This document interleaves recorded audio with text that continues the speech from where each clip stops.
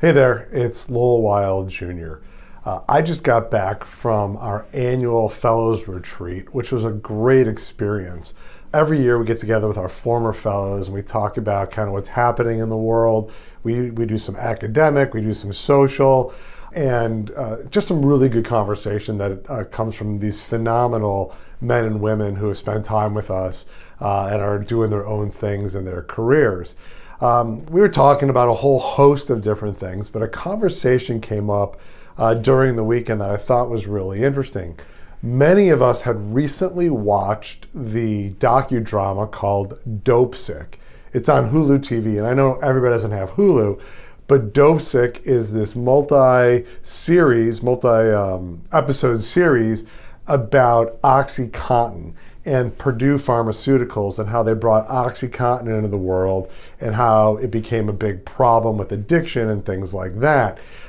It was a really interesting docudrama. I initially didn't want to watch it so much, and I found myself really drawn into it, learning about how the pharmaceutical company really created marketing to mislead physicians into prescribing this medication. And I found it to be amazingly eye-opening. It was interesting that I was never actually detailed on Oxycontin in my career, but watching it and watching so many doctors fall into the trap of being misled by the salespeople, by the company, and really contributing to the overprescribing and the addiction that Oxycontin created and the problems that the United States faced from the Oxycontin problems. So really, really worth watching this show. I think it'll open your eyes to a whole bunch of things.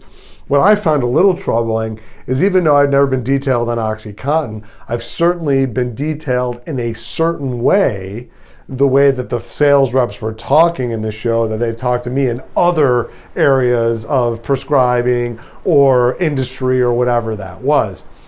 But I also came to realize something, we have to be really careful about prescribing pain medications. And you'll see in this show that the idea of overprescribing pain medication is created by industry and marketing. And we as physicians, as surgeons, need to be careful about prescribing pain medication. And over the last several years, I've really started to use topical medications with greater success.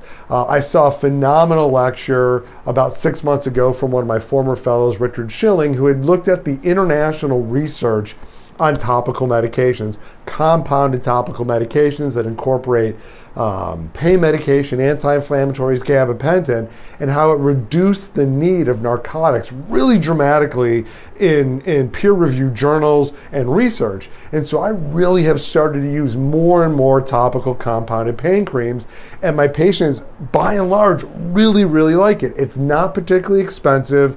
It is cash, but it's not particularly expensive. And I use a company called EBM that is really providing solid medications to my patients. My patients continually utilize it and ask me for more because it's so safe, it's so effective, and it's something that you should look into. And just don't tell people, go find it at a pharmacy. Help direct them. And there's a lot of companies out there that do that. I personally just found the company EBM to provide really quality product, great customer service. But I would encourage you, watch the show Dopesick, take away some really valuable learning points from not listening to companies and marketing and salespeople to decide how you're going to treat your patients, and look for alternative ways to supply pain relief to your patients. Have a great week.